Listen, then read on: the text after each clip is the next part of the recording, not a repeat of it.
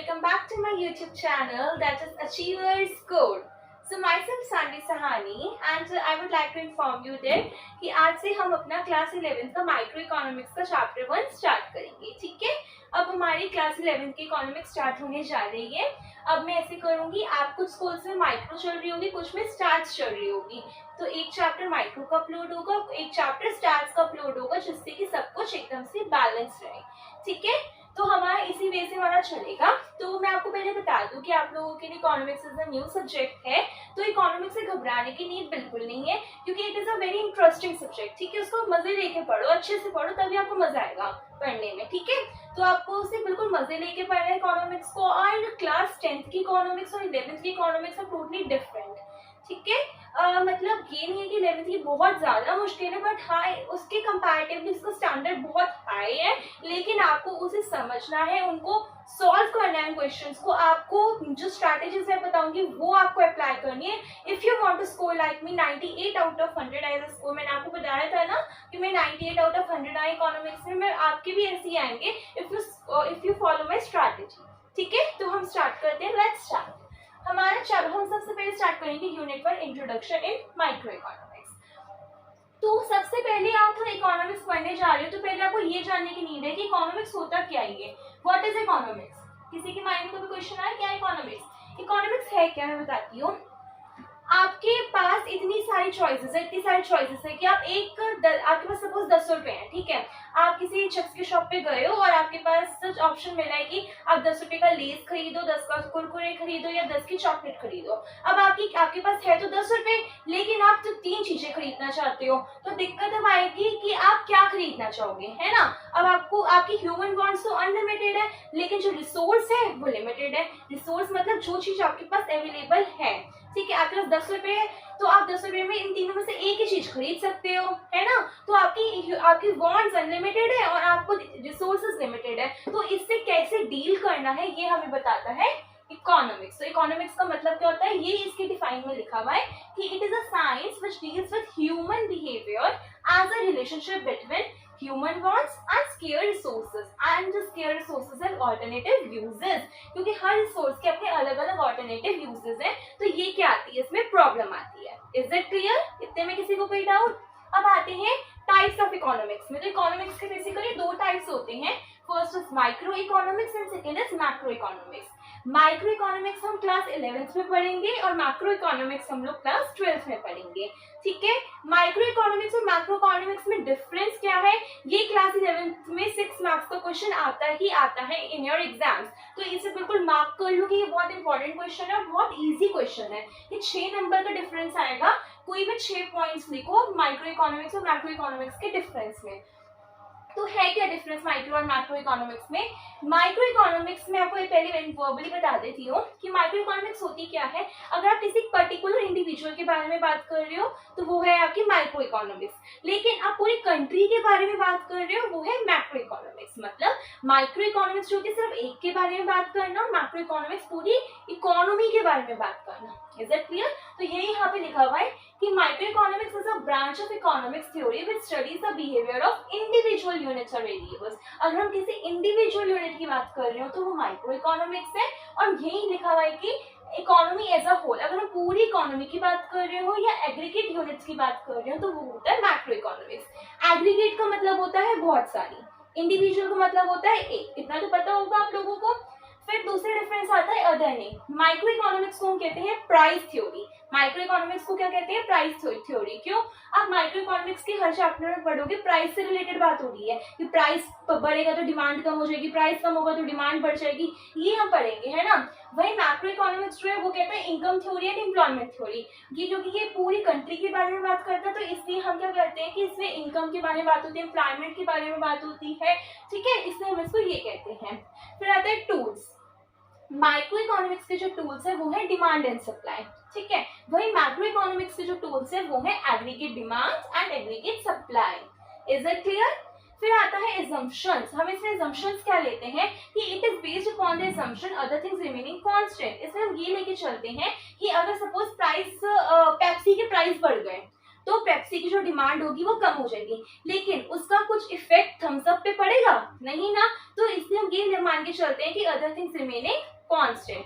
वहीं ये macro economics में ये असम्पशन होता है कि जितने भी वेरिएबल्स है इकोनॉमी में सब एक दूसरे पे इंटरडिपेंडेंट है। मतलब जैसे कि mutual interdependence among the various economic variable. मतलब अगर जैसे कि किसी चीज की क्वांटिटी कम हो गई तो एम्प्लॉयमेंट भी कम हो जाएगी, उससे आउटपुट जनरेट होना भी कम हो जाएगा, है ना। तो ये सारा हम पढ़ेंगे मैक्रो इकोनॉमिक्स में। तो ये असम्पशंस हम दो लेके चलते हैं, ठीक है। ग्रीक वर्ड क्या है कि माइक्रो इकोनॉमिक्स एक वर्ड होता है, ग्रीक वर्ड है माइक्रोस, वहां से आया है जिसका मतलब होता है स्मॉल, ठीक है। फिर आता है मैक्रो इकोनॉमिक्स, कौन से ग्रीक वर्ड से आया है, वो आया है मैक्रोस से। तो मैक्रोस का मतलब होता है लार्ज।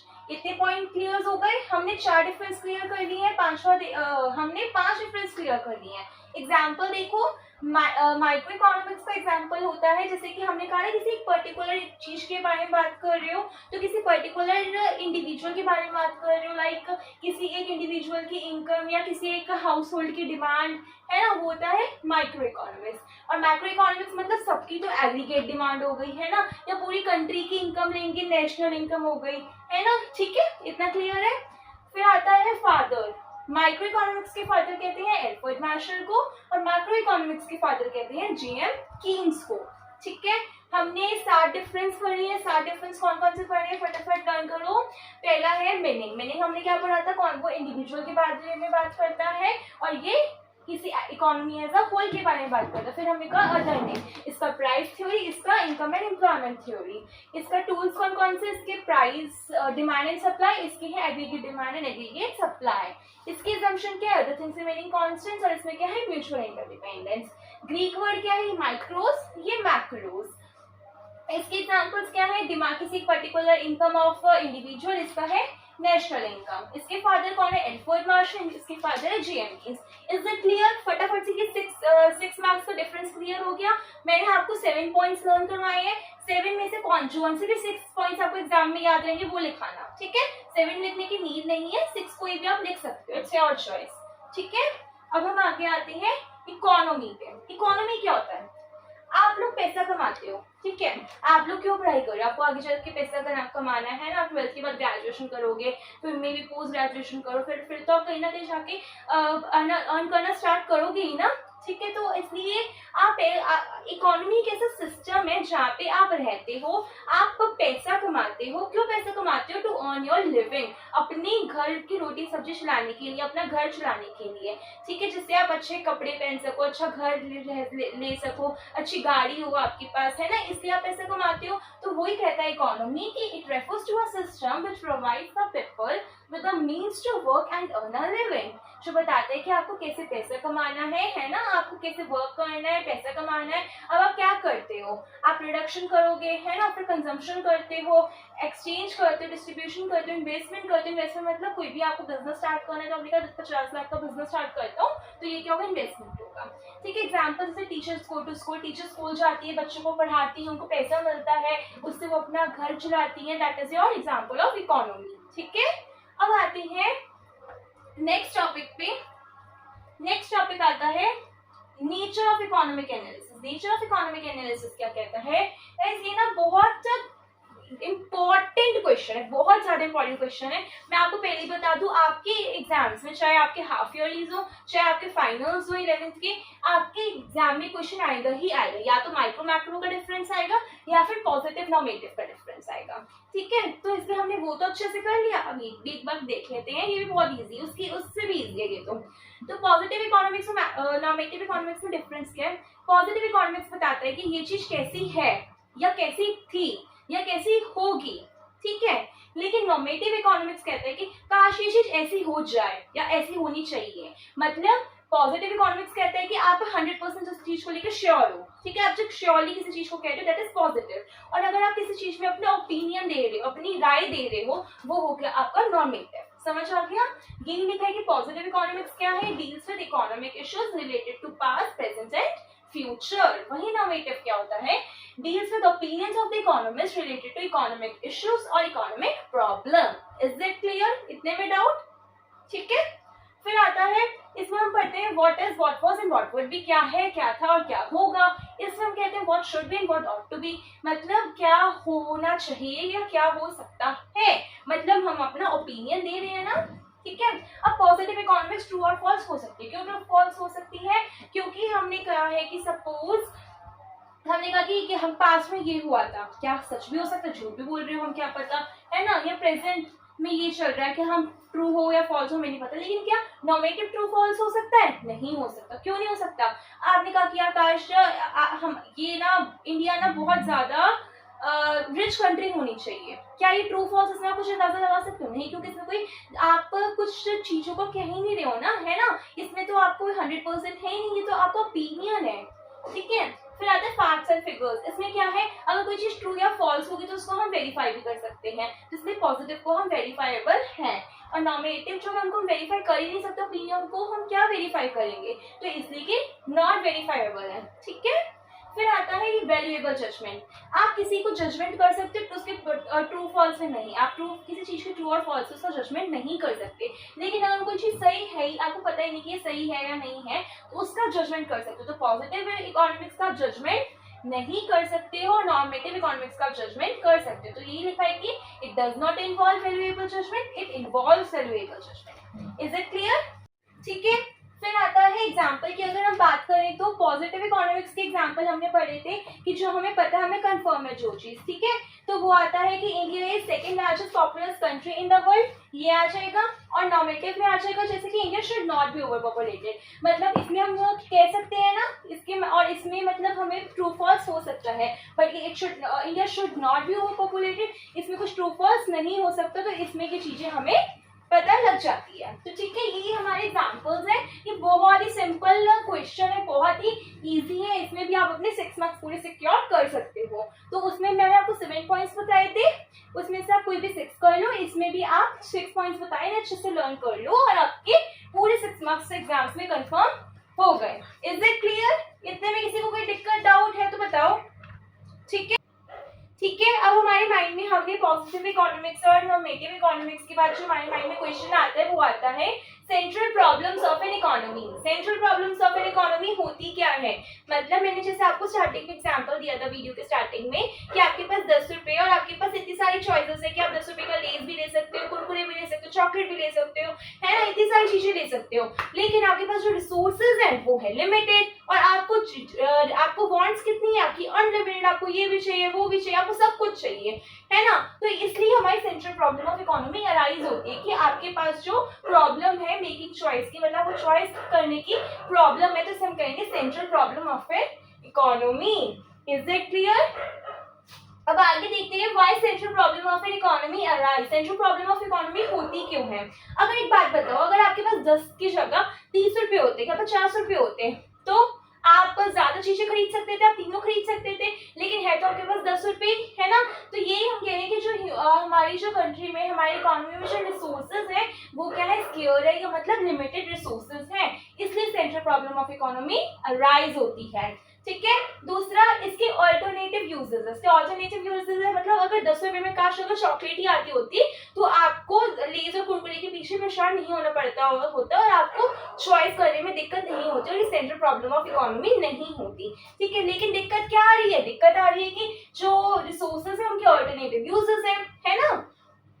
फिर आता है human wants are unlimited. Human की जो वांट्स है वो क्या है? अनलिमिटेड है, आपको ये भी चाहिए, वो भी चाहिए, आपको तीनों चीजें खाने का मन है ना। तो इसलिए हमारी central problems of economy arise होती है। तो अगर क्वेश्चन आए इन एग्जाम्स कि why are the central problem of economy arises, तो आप लिखोगे कि human wants are unlimited, resources are limited and all resources have alternative uses, ठीक है। Is it clear? पक्का? अब हम आगे देखते हैं। अगर इतने टॉपिक में किसी को कोई डाउट है तो वो आप कमेंट सेक्शन में पूछ सकते हैं, I will reply you definitely. पहले आप इतना पोर्शन क्लियर करके चलो, ठीक है। अब हम आगे चलते हैं। अब आता है टाइप्स ऑफ सेंट्रल प्रॉब्लम। इसमें बहुत बच्चे कंफ्यूज होते हैं कि सेंट्रल प्रॉब्लम्स ऑफ इकोनॉमी और ये टाइप्स ऑफ सेंट्रल प्रॉब्लम क्या है। वो है सेंट्रल प्रॉब्लम के रीजन, ये है टाइप ऑफ सेंट्रल प्रॉब्लम, ठीक है। तो टाइप्स ऑफ सेंट्रल प्रॉब्लम क्या है? What to produce, how to produce, for whom to produce. कौन कौन से? What to produce, how to produce, for whom to produce. तो ये है क्या? मतलब समझ नहीं आया है ना, I will explain you, don't worry. तो इसमें है क्या व्हाट टू प्रोड्यूस, मतलब इसमें कहता है कि अच्छा, आपका मन कर रहा है कि यार मुझे ना पैसा कमाना है, ठीक है। आपने सोचा कि आपको क्या करना है, पैसा कमाना है। पैसा कमाना है, आपने कहा कि मैं ना एक ना मशीनरी सेटअप करता हूँ, मतलब एक इंडस्ट्री सेटअप करता हूँ, ठीक है। आपने इंडस्ट्री सेटअप करने का प्लान करा पूरा। जब आपने इंडस्ट्री सेटअप करना चाहा तो आपको पता लगा कि आपके पास 50 लाख रुपए है। आपने सोचा या तो मैं बटर की मतलब बटर बनाने की इंडस्ट्री सेटअप करूं, या जिन मशीनों से बटर बनता है उन मशीनों की इंडस्ट्री बनाऊं। दो माइंड में जो क्वेश्चन आ गया, या तो आप डायरेक्ट बटर बनाओ, या फिर आप बटर बनाने की मशीनरी जिस बटर मशीनरी से बनता है वो मशीनरी सेटअप करो, है ना। तो ये हमारे माइंड में क्वेश्चन आता है। हम आगे चलते हैं, पहले इसमें देखते हैं। वेट। हाँ, तो व्हाट टू प्रोड्यूस में ये कहता है कि आप कैपिटल गुड्स बनाओ या कंज्यूमर गुड्स बनाओ। मतलब कैपिटल गुड्स होती है अगर जैसे मशीनरीज वगैरह होते हैं, कैपिटल गुड्स और कंज्यूमर गुड्स होते हैं जो आप डायरेक्टली कंज्यूम कर सकते हो। अब इनमें चॉइस क्यों हो रही है, मैं बता रही हूँ दिक्कत क्या आती है। अगर आपने सोचा कि मैं बटर बनाता हूँ, ठीक है, आपने कहा कि मैं बटर बनाने की मेरे पास 50 लाख रुपए हैं और मैं बटर बनाने की इंडस्ट्री सेटअप करता हूँ, आपने डिसाइड कर लिया। लेकिन आपको पता लग रहा है कि मैं 50 रुपए का बटर बनाऊंगा तो 70 रुपए का मार्केट में बिकेगा और मुझे सिर्फ 20 रुपए का प्रॉफिट होगा। Is it clear? लेकिन वही आपने सोचा, इससे आपका प्रेजेंट जनरेशन ठीक चल रहा है, आपको मतलब आपको प्रेजेंट में प्रॉफिट हो रहा है, 20 रुपए का हो रहा है। लेकिन क्या आपकी फ्यूचर के लिए ज्यादा सेविंग जोड़ पाएगी? फ्यूचर के लिए तो आपकी ज्यादा सेविंग जोड़ नहीं पाएगी, है ना। वही अगर आपके माइंड में आया कि मैं कंज्यूमर गुड्स बनाता हूँ, मतलब कंज्यूमर गुड्स बनाता हूँ का मतलब है कि अगर आपने सोचा मैं बटर बनाता हूँ, अगर आपने कैपिटल गुड्स बनाता हूँ, ठीक है, आपने सोचा मैं मशीनरी बनाता हूँ, ठीक है, मैं मशीनरी बनाता हूँ, मशीनरी जिसमें 1 लाख रुपए की मशीनरी बनाऊंगा और 1.5 लाख रुपए में बेच दूंगा, मेरे को 50,000 रुपए का प्रॉफिट होगा। तो आपने कहा कि मेरे को 50,000 रुपए का इन फ्यूचर प्रॉफिट होगा, तो इसलिए मैं क्या करता हूँ। लेकिन इससे नुकसान क्या होगा? अभी आपको मशीनरी ये थोड़ी ना कोई रोज मशीनरी खरीदने आएगा, नहीं, आपको फ्यूचर में प्रॉफिट होगा, लेकिन प्रेजेंट तो आपको सर्वाइव करना पड़ेगा ना। तो यही कहते हैं कि अगर आप कैपिटल गुड्स बनाओगे फ्यूचर में फायदा होगा, अगर मशीनरी वगैरह बनाओगे फ्यूचर में बिकेगी और सीधा 50,000 रुपए का प्रॉफिट देके जाएगी, लेकिन प्रेजेंट तो आपका बेकार चलेगा ना। वही जो कंज्यूमर गुड है वो ये कहता है कि आपको प्रेजेंट में तो अच्छा फायदा देगा, प्रेजेंट में आपको 20 रुपए का प्रॉफिट मिल जाएगा, ऐसे करते आप काफी प्रॉफिट कमा लोगे, लेकिन फ्यूचर में ज्यादा सेविंग नहीं जुड़ पाएगी, ठीक है। तो ये कहते हैं कि अगर आप कंज्यूमर गुड बनाते हो मतलब बटर बनाते हो डायरेक्ट, तो फ्यूचर जनरेशन को प्रॉब्लम फेस करनी पड़ेगी।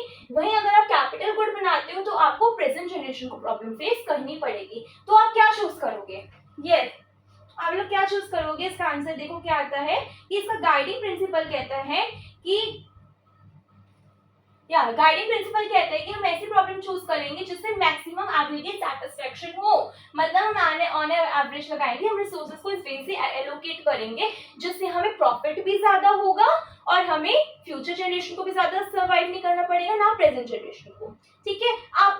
आपने सारा कुछ एवरेज वगैरह लगाया और आपके माइंड में अब आता है कि यार मुझे ना मशीनरी से इतना ज्यादा प्रॉफिट नहीं मिलेगा, अगर मैं बटर ही ज्यादा लार्ज स्केल पे बनाऊं तो मुझे बटर ही अच्छा खासा प्रॉफिट देके चला जाएगा, ठीक है। आपने कहा कि आपने फाइनल डिसाइड कर लिया कि मैं कंज्यूमर गुड बनाऊंगा, वो जो है बटर। पहले बोला था कि व्हाट टू प्रोड्यूस में दो क्वेश्चन आते हैं, कैपिटल गुड्स या कंज्यूमर गुड्स। आपने फाइनल डिसीजन ले लिया कि चलो मैं कंज्यूमर गुड, इसका आंसर क्या आता जो आपको ज्यादा सेटिस्फेक्शन देगा, है ना, और उसका आंसर निकल के आता है कि आपको ज्यादा सेटिस्फेक्शन सपोज दे रहा है कंज्यूमर गुड, ठीक है। अब कंज्यूमर गुड आपने कहा कि मैं बटर बनाता हूँ। अब हाउ टू प्रोड्यूस मतलब बटर आप बनाओगे कैसे? लेबर इंटेंसिव से या कैपिटल इंटेंसिव से? मतलब आप लेबर इंटेंसिव मतलब लेबर की मदद से बनाओगे या कैपिटल की मशीनरीज की मदद से बनाओगे? अगर आपने लेबर की मदद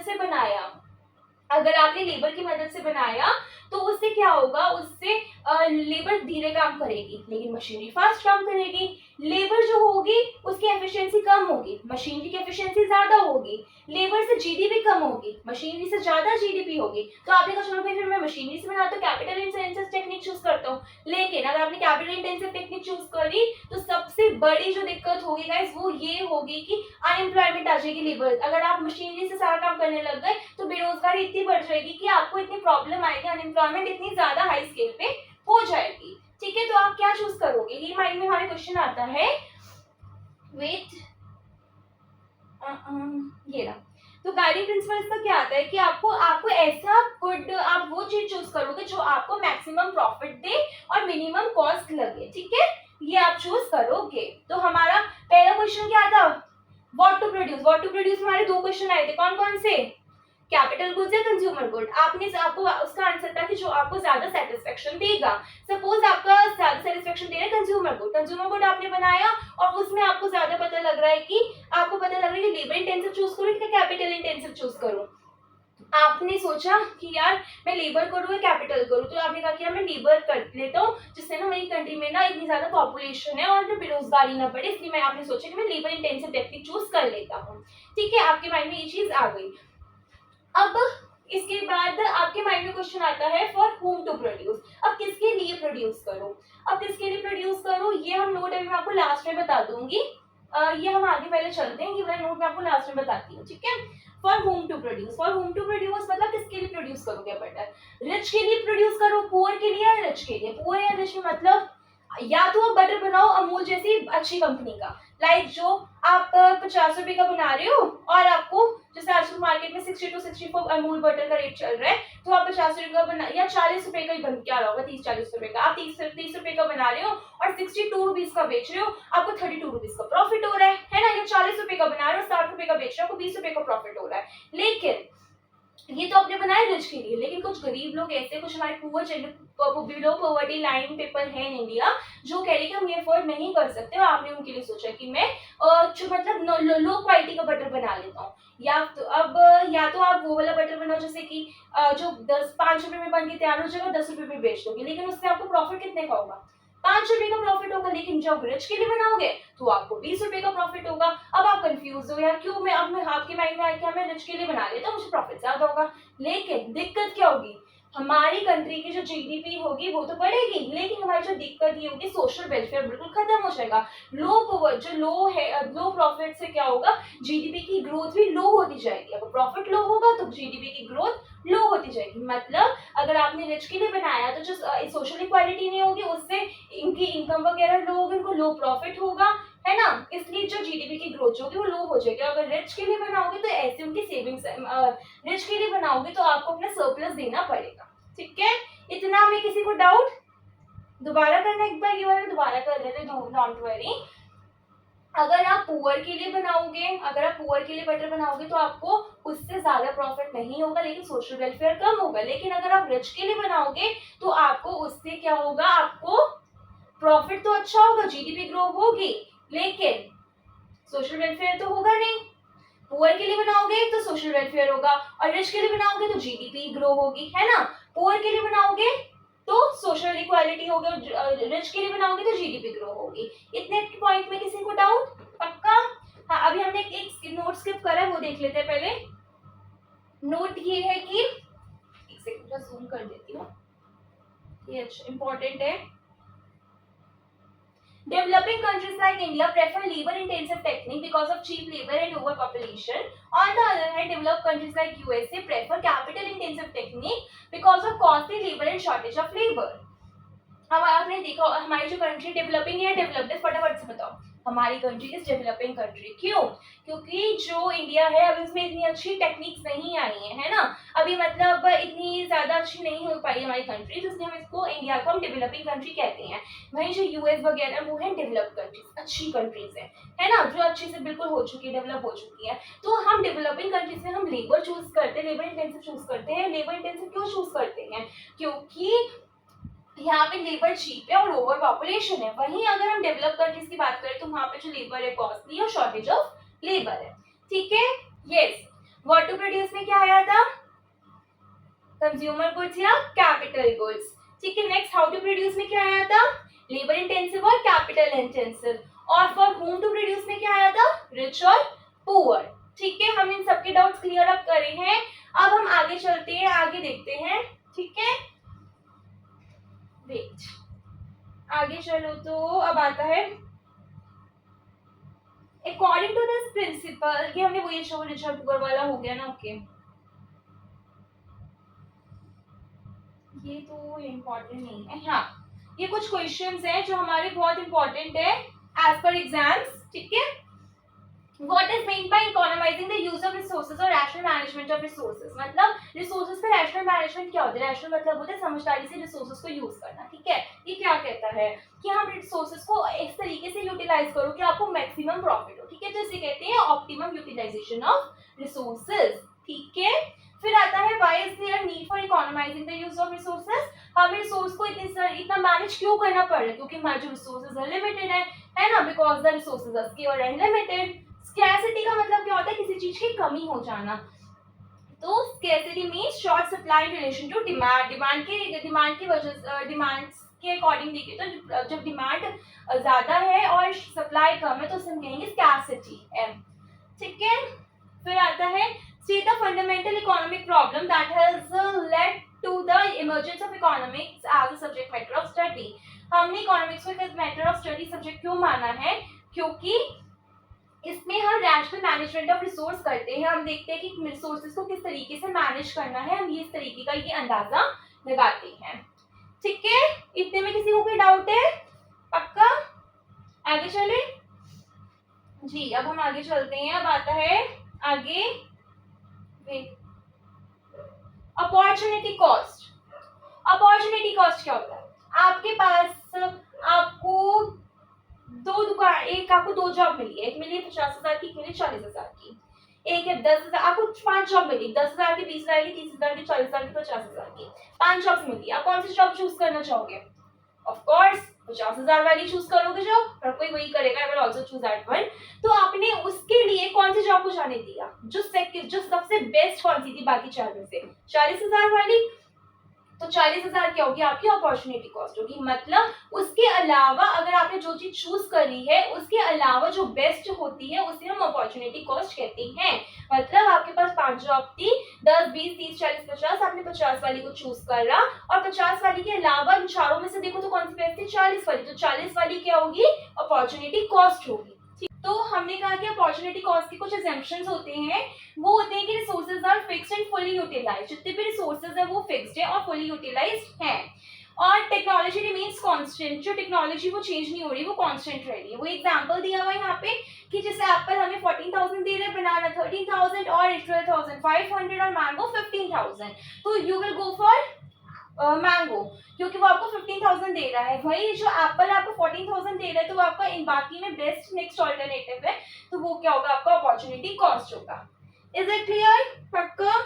अब ये आपका कुछ इसका एक्सप्लेनेशन दिया हुआ है, you can read out this now, ठीक है? फिर आता है एमओसी। एमओसी क्या होता है? अगर आपको किसी कमोडिटी को, एमओसी को पहले हम मार्जिनल अपॉर्चुनिटी कॉस्ट कहते हैं, ये क्लियर अप कर लो।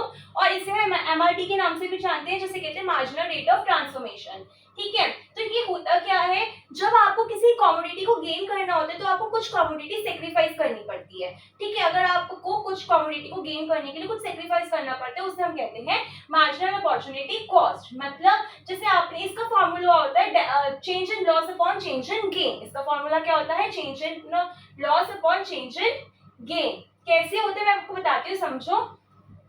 हमने क्वेश्चन देखो ये दिया हुआ है, मैं आपको यहाँ से एक्सप्लेन करती हूँ। वेट, जी जी जी,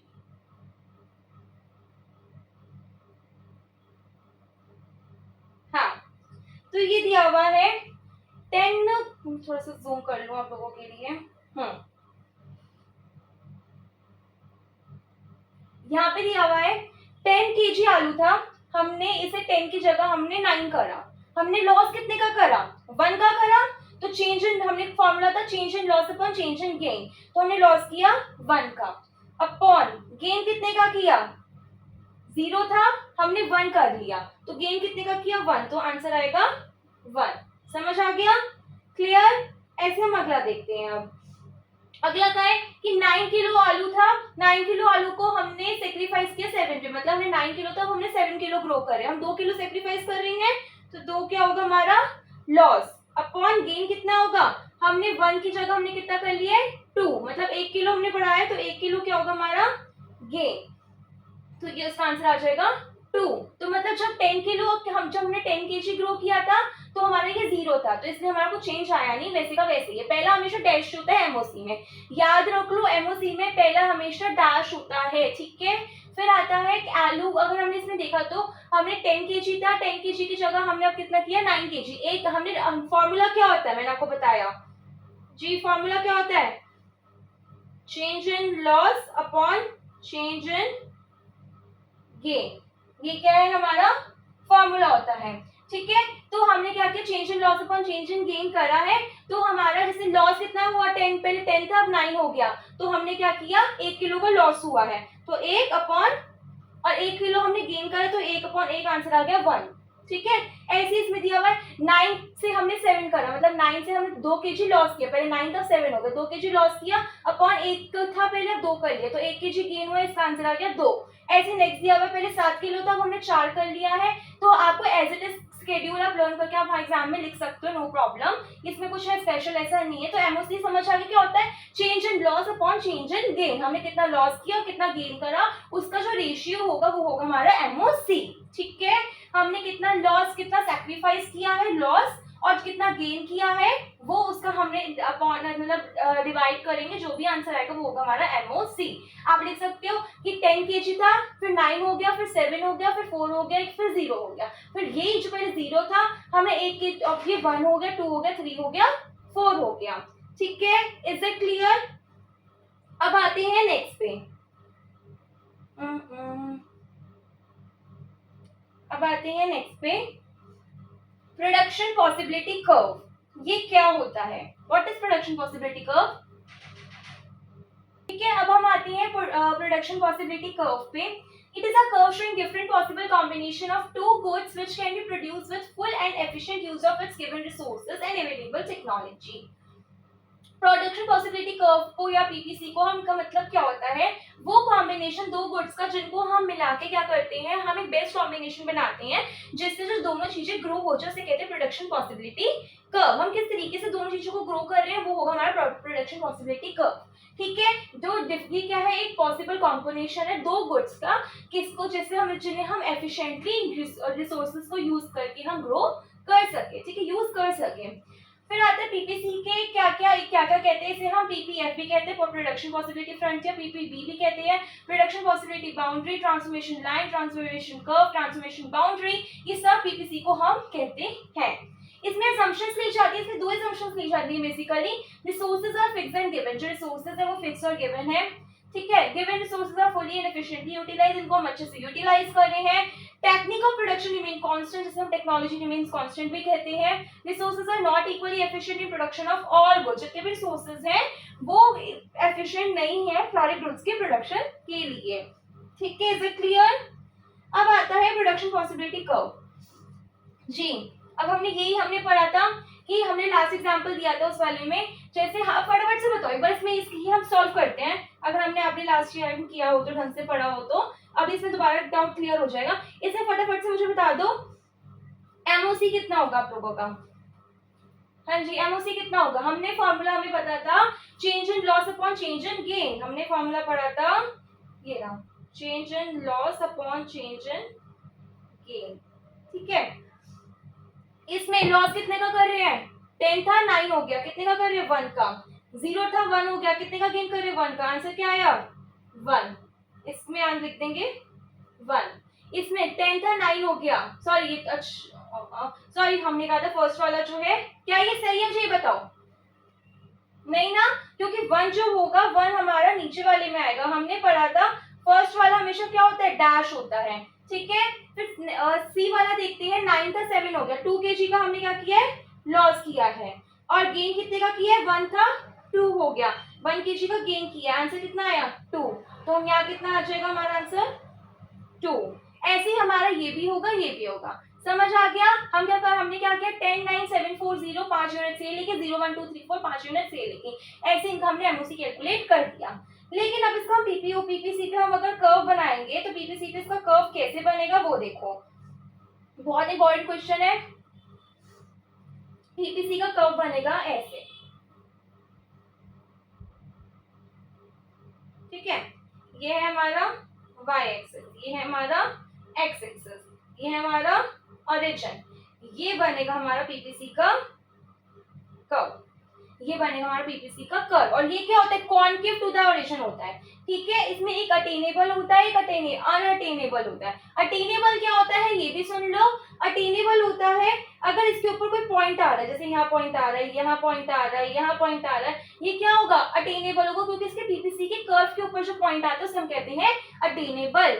लेकिन अगर पॉइंट यहाँ आ गया, या पॉइंट यहाँ आ गया, या पॉइंट यहाँ आ गया, तो ये क्या होगा, अनअटेनेबल होगा। ठीक है, समझ आ गया। पीपीसी का कर्व ये होता है कॉनकेव कर्व। पीपीसी के 3 कर्व होते हैं, पहला होता है कॉनकेव, दूसरा होता है कॉन्वेक्स, तीसरा होता है स्ट्रेट कर्व। ठीक है, हम तीनों पढ़ेंगे, लेकिन हम सबसे पहले कॉनकेव वाला इतना क्लियर हुआ। ऐसे करेंगे, Y axis, X axis, origin, ऐसे हम कर्व बन जाएगा। ये होगा कॉनकेव कर्व, ये अटेनेबल और ये अनअटेनेबल है। इतने में डाउट है तो बताओ, क्लियर, पक्का। अब हम आते हैं नेक्स्ट पे। ठीक है, नेक्स्ट करते हैं, इसमें कुछ नोट दिया हुआ है, नोट देखो ढंग से। Points on the PPC and inside the PPC are called attainable points. जो जितने भी पॉइंट्स पीपीसी के ऊपर है या पीपीसी के अंदर है उन्हें हम क्या कहेंगे, अटेनेबल। जो पीपीसी के बाहर है उन्हें हम कहेंगे अनअटेनेबल। मतलब दोबारा एक बार देख लो अच्छे से ये क्वेश्चन, क्योंकि बहुत बार एग्जाम में आ चुका है और आता भी है, इसलिए इसमें बारी बारी बता रही हूँ, ध्यान से सुन लो। ये सपोज हमारा पीपीसी है, ये हमारा कॉन्केव बना है, अगर इसके ऊपर आ रहा है, ये आ रहा है, यहाँ आ रहा है, तो ये क्या होगा, अटेनेबल। लेकिन यहाँ ये बाहर आ गया तो ये क्या आएगा, अनअटेनेबल। ठीक है, क्लियर। अब आगे देखो, इसमें एक और चीज देख लो कि इसे जो रिसोर्सेज पीपीसी के अंदर आते हैं उसे कहते हैं अंडर यूटिलाइजेशन, जो पीपीसी के ऊपर आते हैं उसे कहते हैं फुलर यूटिलाइजेशन, और जो पीपीसी के बाहर पॉइंट आता है उसे कहते हैं ओवर यूटिलाइजेशन। ठीक है, आगे देखो, properties of production of possibility curve. इसकी प्रॉपर्टीज क्या है, पीपीसी स्लोप डाउनवर्ड। अब हमने पीपीसी बनाया था, वो ऐसे ही तो आ रहा था, डाउनवर्ड ही तो जा रहा है। ठीक है, PPC concave to the origin ही तो है, हमने कॉनकेव ही तो बनाया पीपीसी, तो ये क्या, PPC is concave to the origin और पीपीसी स्लोप डाउनवर्ड। इसको हम एक बार पढ़ लेते हैं कि downward slope in PPC implies that in order to produce more unit of one commodity some units of other commodity must be sacrifice. मतलब कुछ कमोडिटी की एक यूनिट को गेन करने के लिए दूसरी हमें क्या करनी होती है, सैक्रिफाइस करनी होती है। और ये लिखा हुआ है क्योंकि हमारे जो रिसोर्सेज है वो लिमिटेड है। और PPC slope downward from left to right. Question आता है एग्जाम में, ध्यान से सुन लो, पीपीसी स्लोप डाउनवर्ड क्यों होता है, because from given resources production of both goods can not be increase. क्योंकि हम उनका प्रोडक्शन बढ़ा नहीं सकते हैं, इसलिए इसका जो स्लोप होता है वो डाउनवर्ड आता है। ठीक है, फिर आता है PPC is concave to the origin. PPC concave to the origin कैसे है, क्योंकि the slope of PPC tends to rise as we move from left to right. Slope of PPC in case indicates MOC cost. मतलब MOC बताता है, जो slope of PPC क्या होता है, एमओसी। क्वेश्चन आएगा एग्जाम में, स्लोप ऑफ पीपीसी किसे कहते हैं, slope of PPC, slope of PPC होता है एमओसी। स्लोप ऑफ पीपीसी क्या होता है, एमओसी। ठीक है, अब आगे देखो, फिर आता है हमारा ये आगे का इफेक्ट ऑफ एमओसी या एमआरटी और पीपीसी। क्या इफेक्ट पड़ता है, हमने ये एमओसी हमने पढ़ लिया। इतने में किसी को कोई डाउट हुआ तो ये देखो, 10 था, 9 हो गया, एक यूनिट हमने क्या करी, सैक्रिफाइस करी, है ना, एक यूनिट गेन करी, तो हमने 2-3 बार पढ़ ली। क्या है, कॉन्वेक्स टू द ओरिजिन है। लेकिन ये कॉन्वेक्स टू द ओरिजिन कैसे होगा, यहाँ पीपीसी देखो कैसे चेंज हो रहा है, यहाँ कॉन्वेक्स टू द ओरिजिन हो रहा है। कैसे कॉन्वेक्स टू द ओरिजिन हो रहा है, इसका ध्यान से देखो, ध्यान से हम सॉल्व करते हैं। हमने एमआरटी निकालने का फॉर्मूला क्या पढ़ा था, change in loss upon change in gain, change in loss upon change in gain, change in loss upon change in gain. ठीक है, ये हमने फॉर्मूला पढ़ा था। अब इस फॉर्मूले को अप्लाई करके देखो,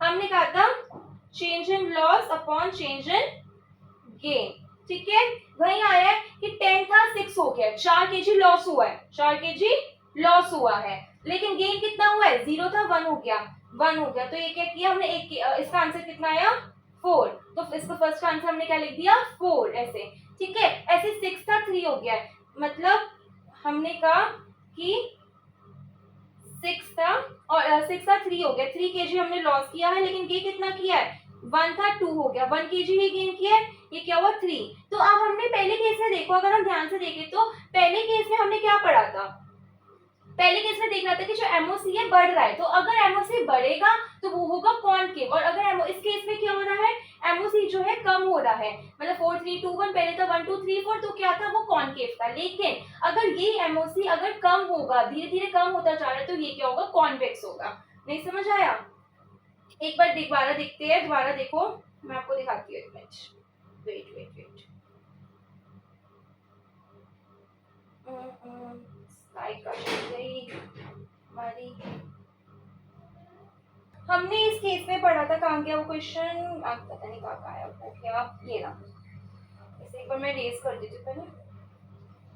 हाँ जी, हमने इसमें पढ़ा था कि जो एमओसी है कम हो बढ़ रहा है, तो अगर बढ़ रहा होगा एमओसी तो शेप कैसी होगी, कॉनकेव, मतलब शेप कैसी होगी, ये कॉनकेव होगी, ठीक है।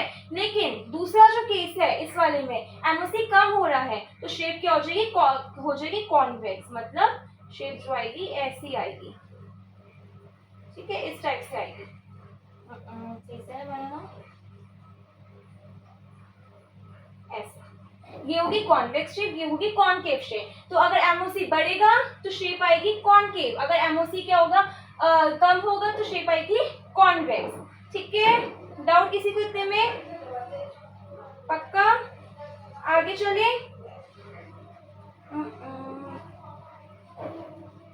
ठीक है, आगे चलते हैं जी। ये हमारी कॉन्वेक्स शेप हमने पढ़ ली, कैसे आएगी, कॉनकेव समझ आ गई, कॉन्वेक्स समझ आ गई। जी इतना क्लियर हो गया कि कॉनकेव शेप कब आती है और कॉन्वेक्स कैसे आती है और को कैसे बनती है, वो क्लियर हो गया। अब आते हैं shifting of production possibility curve. Shifting of production possibility curve क्या कहता है, चेंज इन रिसोर्सेज और change in technology of both commodity. Resources में क्या चेंज आएगा, टेक्नोलॉजी में क्या चेंज आएगा, दोनों कमोडिटी की, उसे कहते हैं shifting of production possibility curve. इसलिए हम दो चीजें पढ़ेंगे, एक होता है शिफ्टिंग, एक होता है रोटेशन। मतलब अगर दोनों चीजें चेंज हो रही है, दोनों चीजों की टेक्नोलॉजी और दोनों चीजों की रिसोर्सेज चेंज हो रहे हैं, तो उन्हें हम कहते हैं शिफ्टिंग। मतलब for example available of new equipments, मतलब अगर जैसे कि हम कहते हैं कि कैसे बढ़ेगी, पहले हम ये देखते हैं बढ़ती कैसे है। तो अगर हम बात करें या टेक्नोलॉजी क्या होगी, या तो बढ़ेगी या कम होगी, अगर बढ़ेगी तो क्या होगा, अवेलेबिलिटी ऑफ न्यू इक्विपमेंट्स, नए नए इक्विपमेंट्स आएंगे तब बढ़ती है ना। या फिर increase in skill labour and unskilled labour और स्किल लेबर की वजह से हमारे रिसोर्सेज में चेंज आता है। Discovery of new natural resources, नए नेचुरल रिसोर्सेज की डिस्कवरी की वजह से चेंज आता है। Inflow of foreign capital formation, अगर फॉरेन कैपिटल आती तब हमारे रिसोर्सेज में चेंज आता है। तो अगर ये बढ़ते हैं तो इसे हम कहते हैं क्या, रिसोर्सेज आर इंक्रीज, और ये क्या होता है, शिफ्टिंग होता है। और इसमें जो पीपीसी होता है वो हमारा राइटवर्ड शिफ्ट हो जाता है, हमारा जो पीपीसी होता है वो राइटवर्ड शिफ्ट हो जाता है। मतलब जो हमारा पीपीसी होता है, वेट, हमारे पीपीसी की जो शेप होती है वो ऐसे जाती है, देखो हमारे पीपीसी की जो शेप है ये ऐसे था, वो इधर राइटवर्ड शिफ्ट हो जाता है, वो इधर उछल हो जाता है, मतलब ऐसे शिफ्ट हो जाता है, ठीक है। लेकिन अगर या तो ये तो एक केस है शिफ्टिंग ऑफ प्रोडक्शन पॉसिबिलिटी का, या तो राइटवर्ड शिफ्ट होता है या फिर लेफ्टवर्ड शिफ्ट होता है। लेफ्टवर्ड शिफ्ट कब होता है, जब रिसोर्सेज कम होते हैं, मतलब पॉपुलेशन बढ़ जाती है ना, डिस्ट्रक्शन हो जाता है, नेचुरल कैलामिटीज आ जाती है, वॉर हो जाती है, तो हमारा जो पीपीसी होता है लेफ्टवर्ड शिफ्ट हो जाता है। मतलब ये हमारा पीपीसी है तो ये लेफ्टवर्ड इधर हो गया, और ये जो चेंज आ गया हमारा इधर राइटवर्ड शिफ्ट हो रहा था, बढ़ रहा था, और इधर लेफ्टवर्ड में मतलब ये कम हो रहा है, ठीक है। Is it clear? राइटवर्ड और लेफ्टवर्ड कब शिफ्ट होता है, ये क्लियर हुआ। अब आगे चलते हैं बात है हमारा रोटेशन। रोटेशन में कहता है, हमने जिस शिफ्टिंग में पढ़ा था कि शिफ्टिंग में हमने कहा था कि जैसे ये हमारा कर्व है, यहाँ से भी ये राइटवर्ड शिफ्ट होना तो ऐसे हो गया, लेफ्टवर्ड शिफ्ट होना तो ऐसे हो गया, ये हमारा शिफ्टिंग का था। लेकिन रोटेशन में क्या होता है, शिफ्टिंग में हमने इधर से भी शिफ्ट हुआ था, वाई एक्सिस से भी और एक्स एक्सिस से भी, दोनों साइड से शिफ्ट हुआ था। लेकिन रोटेशन में क्या होता है, रोटेशन में एक साइड से शिफ्ट होता है, या तो एक्स एक्सिस से या फिर वाई एक्सिस से। कैसे, मैं आपको दिखा देती हूँ। ये हमारे से कर्व है, ये हमारा वाई, ये एक्स, ये तो आप लोगों को पता ही है, ये ओरिजिन है ना। ये हमारा सपोज कर्व है, अगर हमें एक्स एक्सिस से शिफ्ट करना है तो ये ऐसे होगा, ये यहाँ से ऐसे सेम रहेगा, ठीक है। अगर हमें इसे वाई एक्सिस से शिफ्ट करना है तो ये ऐसे, और ये फिर थोड़ा सा सही कर देते, रुको। अगर हमें इसे वाई एक्सिस से शिफ्ट करना है, ये हमारा कर्व है और ये रहेगा ऐसे, ये हमारा एक्स एक्सिस से शिफ्ट, ये वाई एक्सिस से शिफ्ट। समझ आ गया? इसे कहते हैं आउटवर्ड रोटेशन या इनवर्ड रोटेशन। ये होगा आउटवर्ड रोटेशन, ये होगा inward rotation. Clear? Shifting rotation में क्लियर हो गया? दोनों में डाउट है तो बताओ। शिफ्टिंग में क्या होता है, दोनों साइड से शिफ्ट होता है, और रोटेशन में एक साइड से शिफ्ट होता है। ठीक है, अब हम आगे चले। बहुत इजी चैप्टर है, कुछ भी इसमें ऐसे टफ नहीं है, कुछ टिपिकल नहीं है। Some important situation, production in an economy is below its potential due to unemployment. कई बार प्रोडक्शन जो इकोनॉमी में होता है बहुत ज्यादा कम हो जाता है, क्यों? उससे क्या होता है, अनएम्प्लॉयमेंट होती है। तो government start employment generation scheme, government ने एम्प्लॉयमेंट जनरेशन स्कीम भी स्टार्ट करी है। It would mean that the concerned economy is not operating on the PPC but in somewhere inside the PPC, that is utilization of resources। मतलब government ने जो employment generation scheme start जो करी है, इसमें ये कहा है कि जो इकोनॉमी है वो पीपीसी को ऑपरेट नहीं कर रही, लेकिन कहीं ना कहीं उन रिसोर्सेज को यूटिलाइज कर रही है। ठीक है, तो since our resources and technology remains the same, PPC would not shift with the commencement of employment generation scheme but B point will shift towards PPC. तो अगर चीजें बची जा रही है, अगर चीजें में बेटर अच्छा चल रहा है, तो वो होगा आउटवर्ड शिफ्ट। ठीक है, समझ आ गया? ये का एक इन्होंने ये दी हुई है, सर्व शिक्षा अभियान। सर्व शिक्षा अभियान एंड स्किल इंडिया कैंपेन, आपने सुना ही होगा। तो ये क्या है, ये हमारी क्वालिटी को इम्प्रूव कर रही है, जैसे हम ये क्या होगी, राइटवर्ड शिफ्ट हो जाएंगी। राइटवर्ड शिफ्ट कैसे होंगी पता है ना आपको, मैंने अभी बताया राइटवर्ड शिफ्ट कैसे होंगी, दोबारा देखना एक बार। राइटवर्ड शिफ्ट कैसे होगी गाइस? राइटवर्ड शिफ्ट होगी हमारी, ये जैसे हमारा है, ये हमारा ऐसे था, ये ऐसे हो गया, ये हमारा हो गया राइटवर्ड शिफ्ट। ठीक है, पक्का क्लियर? आगे चले, चलो। अब आता है economic slow down in foreign countries. अगर हमारी इकोनॉमी स्लो डाउन हो गई है फॉरेन कंट्रीज में, हमारी कंट्री में तो कुछ इफेक्ट नहीं पड़ा ना, फॉरेन कंट्रीज में इफेक्ट पड़ा है ना इसका, तो इसमें कोई पीपीसी में शिफ्ट नहीं होगा। वही मेक इन इंडिया कैंपेन है, मेक इन इंडिया कैंपेन में क्या हो रहा है, अगर चीजें अच्छी हो रही हैं, चीजें बढ़िया चल रही हैं, अगर मेक इन इंडिया में क्या हो रहा है, मेक इन इंडिया में कैंपेन स्टार्ट कर रहा है और पीपीसी क्या हो रहा है, अच्छा चल रहा है, तो पीपीसी क्या होगा, राइटवर्ड शिफ्ट हो जाएगा। ठीक है, वही large number of technical training institutions have been started by government. Government ने कुछ टेक्निकल इंस्टीट्यूशन स्टार्ट करे, ये भी चीजें अच्छी हो रही, तो राइटवर्ड शिफ्ट होगा, है ना। वही short period and long period impact of Indian clean India mission और स्वच्छ भारत अभियान। स्वच्छ भारत अभियान चल रहा है, तो अगर इसका थोड़े टाइम के लिए चला है, अगर शॉर्ट टर्म के लिए चला है, तो इसमें कुछ शिफ्ट नहीं होगा पीपीसी, लेकिन ये लॉन्ग टर्म के लिए चलता है, काफी टाइम तक चलता है, तो इसमें जो पीपीसी होगा राइटवर्ड शिफ्ट हो जाएगा। ठीक है, एक सिचुएशन है, अनएम्प्लॉयमेंट हो रहा है बहुत ज्यादा कंट्री में, तो गरीबी जा रही है, तो वो लेफ्टवर्ड शिफ्ट होगा। Can non-attainable combinations ever be converted into attainable in combinations? मतलब हमने कहा था कि नॉन अटेनेबल कौन से होते हैं, जो आउटसाइड होते हैं, पीपीसी के बाहर होते हैं, हम उन्हें नॉन अटेनेबल कहते हैं। क्या वो किसी सिचुएशन में अटेनेबल हो सकते हैं? बिल्कुल हो सकते हैं। कौन सी सिचुएशन में? जब रिसोर्सेज बढ़ जाए या फिर टेक्नोलॉजी अच्छी हो जाए, है ना। अगर जैसे कि हमने बताया था यहाँ पे, हमने कहा था कि अटेनेबल को नॉन अटेनेबल कौन से होते हैं, हमने कहा था कि जो नॉन अटेनेबल होते हैं वो जैसे ये है हमारा, ये हमारा पीपीसी है।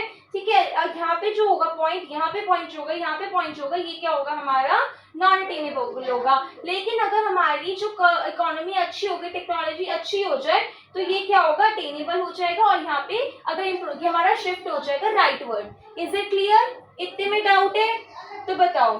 ठीक है, अब आगे आते हैं हमें, do all attainable combinations point the same level of output. जितनी भी अटेनेबल कॉम्बिनेशन है क्या सेम लेवल ऑफ आउटपुट देते हैं या नहीं देते। जैसे हमने पढ़ा था इस कंडीशन में कि कुछ होते हैं हमें सेम लेवल ऑफ आउटपुट देते हैं या नहीं। मतलब हम अटेनेबल किसे कहते हैं, या तो पॉइंट के बिल्कुल ऊपर होंगे, जैसे यहाँ होंगे, यहाँ होंगे, या तो इसे कहेंगे, या फिर हम इसे अटेनेबल कहेंगे। क्या ये सेम लेवल ऑफ आउटपुट देंगे? नहीं। क्यों? जो यहाँ पे होंगे वो देंगे फुलर यूटिलाइजेशन, जो यहाँ होगा वो देगा under utilisation. Is it clear? पक्का? यहीं पे ये दिया हुआ है। फिर आता है explain the central problem of an economy with the help of PPC. Examiner का फेवरेट क्वेश्चन है, ये पता है, बहुत अच्छा क्वेश्चन है, आते ही आता है। पीपीसी से हमें सेंट्रल प्रॉब्लम ऑफ इकोनॉमी को एक्सप्लेन करो। मतलब हमारी सेंट्रल प्रॉब्लम ऑफ इकोनॉमी कौन कौन सी थी? What to produce, how to produce, for whom to produce, है ना।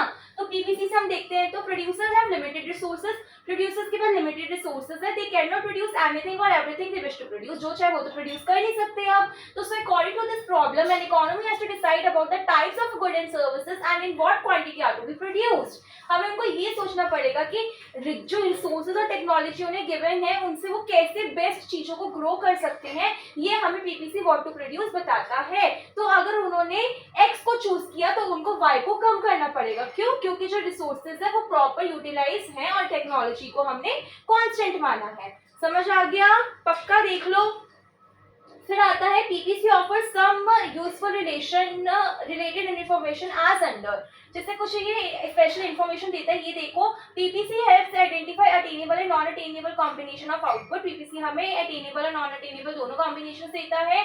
ये हमें लेवल ऑफ आउटपुट को पोटेंशियल और अच्छा बनाने में हेल्प करता है। और क्या करता है, PPC helps identify the opportunity cost. ये हमें बताता है कि हमें किसको कम करना चाहिए। अगर जैसे जैसे हमने कहा था ना एप्पल मैंगो वाला एग्जाम्पल, मैंगो 15,000 एप्पल 14,000 है ना, तो जो मैंगो का हमें एप्पल को हमने कम किया, क्यों? क्योंकि हमने पीपीसी से समझा कि जो चीज हमें कम प्रॉफिट दे रही है उसे कम कर दो, तो हमने 14,000 वाले को कम कर दिया, मैंगो का प्रोडक्शन बढ़ा दिया, दैट इज ऑफ 15,000।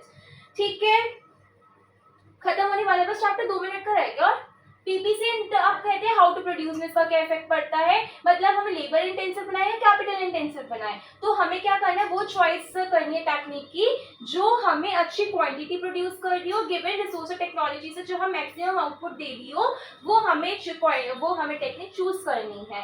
ठीक है, जिससे हमारा जो पीपीसी हो राइटवर्ड शिफ्ट कर रहा हो। ये हमें इसका आंसर निकल के आता है। और for whom to produce, rich के लिए या पुअर के लिए, तो ये कहते हैं कि जिससे हमारी इकोनॉमी राइटवर्ड शिफ्ट हो रही है, जिससे हमारा पीपीसी राइटवर्ड शिफ्ट हो रहा हो, उसे हमें चूज करना है फॉर होम टू प्रोड्यूस में। ठीक है, अभी कुछ चैप्टर फिनिश हो गया है इसी के साथ। यहीं पे आपके कुछ 2 इंपॉर्टेंट क्वेश्चंस हैं, ये देख लेते हैं एक बार। तो what is mean by scarcity of resources. Scarcity of resources का मतलब क्या होता है, जब आपको कोई बहुत ज्यादा चीजों की रिक्वायरमेंट हो लेकिन आपके पास रिसोर्सेज कम हो उसके कंपैरेटिवली, उसे कहते हैं स्कैरसिटी ऑफ रिसोर्सेज। मतलब जब आपकी डिमांड तो बहुत ज्यादा हो और सप्लाई कम हो, उस केस में कहते हैं स्कैरसिटी ऑफ रिसोर्सेज। वो दिया हुआ है कि in daily life scarcity means actual shortage of certain commodity, but in economics it means limitation of supply of commodity in relation to its demand. मतलब सप्लाई कम हो जाए, डिमांड बढ़ जाए। In this excess of demand over available supply, demand of resources is greater than supply of resources. ठीक है, it is short supply in relation to demand. Clear कि जो सप्लाई कम हो जाए, डिमांड बढ़ जाए, इसे स्कैरसिटी ऑफ रिसोर्सेज कहते हैं। Last question, does production take place only on the PPC. से प्रोडक्शन सिर्फ पीपीसी पर ही होता है? यस, प्रोडक्शन जो होता है खाली पीपीसी पे ही होता है। If the given resources are fully and efficiently utilise, अगर अच्छे से हम क्या ये अगर ये जो अंडर यूटिलाइजेशन होगा तब कर पाएंगे, हम रिसोर्सेज को एफिशिएंटली यूटिलाइज नहीं कर पाएंगे। ओवर यूटिलाइजेशन होगा, अनअटेनेबल कंपटीशन पे कर पाएंगे? नहीं कर पाएंगे। जब पीपीसी पर ही प्रोडक्शन होगा तभी तो हम अच्छे से कर पाएंगे ना। तो ये लिखा है कि yes, production will take place on PPC if the given resources are fully and efficiently utilise. In such case production will take place at any point on PPC. Production हम किसी भी पॉइंट पे हम पीपीसी की कर सकते हैं। ठीक है, इसका एक और आंसर आता है कि no production will not take place on PPC the given resources are either under utilise. अगर जो रिसोर्सेज है अंडर यूटिलाइज होते हैं तब उनका हम अच्छे से नहीं यूज कर पाते, लेकिन अगर वो अच्छे से यूटिलाइज है तभी हम उनका पीपीसी की प्रोडक्शन कर सकते हैं। सो गाइस, इसी के साथ आपका ये चैप्टर कंप्लीट होता है। हमारी माइक्रो इकोनॉमिक्स की यूनिट 1 इंट्रोडक्शन इसी के साथ हमारी कंप्लीट होती है। इतने में आज मैंने जो पढ़ाया है इससे बाहर मेरी गारंटी है एक एमसीक्यू तक आपका बाहर से नहीं आएगा, मेरी गारंटी है ये। ठीक है, इतने में अगर किसी को कोई भी डाउट है, कोई भी क्वेरी, कोई भी दिक्कत है, फटाफट कमेंट सेक्शन में पूछ लो। कोई पॉइंट, कोई टॉपिक आपको नहीं समझ आ रहा है, आप मुझे दोबारा आप कमेंट सेक्शन में पूछ सकते हो। मैं आपको एक नोट्स बना के भेज दूंगी, आपको उसके मैं एक्सप्लेन कर दूंगी, उसकी कोई सेपरेट वीडियोस डाल दूंगी, है ना। कोई भी आप लोगों के कमेंट्स आएंगे आपको ये दिक्कत है तो मैं उनकी सेपरेट वीडियो आपकी डाल दूंगी, उसके आपके क्वेश्चन का आंसर देते हुए। ठीक है, अगर इतने में किसी को कोई डाउट है तो बताओ, क्योंकि इसके बाद मेरी गारंटी है एक वर्ड भी आपके एग्जाम बाहर से नहीं आएगा। ये बहुत अच्छे नोट्स है ना, अगर ये बहुत अच्छे से आप कर लो। अब आपको क्या करना है मैं बता रही हूँ, इस वीडियो को अच्छे से आपने देख लिया है तो अब आप इस चैप्टर के माइक्रो इकोनॉमिक्स की यूनिट 1 से संदीप गर्ग या आपके पास जो भी बुक है उससे आप इसकी क्वेश्चंस प्रैक्टिस करो। ठीक है, जितने भी क्वेश्चंस हैं आपको मैं 3 दिन का टाइम दे रही हूँ, 3 दिन आपके पास है। ठीक है, आपकी आज वीडियो जो है मैंने आपके अपलोड कर रही है, आज वीडियो अपलोड हो जाएगी, दैट इज योर फ्राइडे, है ना, फ्राइडे है ना, फ्राइडे को आज आपकी वीडियो अपलोड हो जाएगी। इसकी जो नेक्स्ट वीडियो होगी वो मे बी मंडे को अपलोड होगी, वो होगी स्टैटिस्टिक्स की यूनिट 1 इंट्रोडक्शन की। ठीक है, तो आपके पास 3 दिन का टाइम है, आप इसके क्वेश्चंस अच्छे से प्रैक्टिस कर लो माइक्रो के। मेरी गारंटी है आप बहुत अच्छे मार्क्स स्कोर कर सकते हो। ये 4 मार्क्स की यूनिट है, 4 आउट ऑफ 4 आपके 100% मान लो अगर आपने इसको अच्छे से पढ़ लो, क्वेश्चन प्रैक्टिस कर लिए। ठीक है, अगर आप क्वेश्चन प्रैक्टिस कर रहे हो उसमें भी आपको कोई दिक्कत आ रही है, you can ask me any time, I am very free for you. Okay, ठीक है, अगर आपको कोई भी दिक्कत है you can ask me any time, आप मुझे कमेंट सेक्शन में पूछ सकते हो। Okay, so thank you so much guys, thank you so much for your support, for your views. Okay, अब आप बस अच्छे से देखो and all the best for your future. Thank you so much guys, thank you. और अगर किसी ने अब तक लाइक सब्सक्राइब नहीं किया है, फटाफट से सब्सक्राइब कर दो चैनल को। Okay, thank you.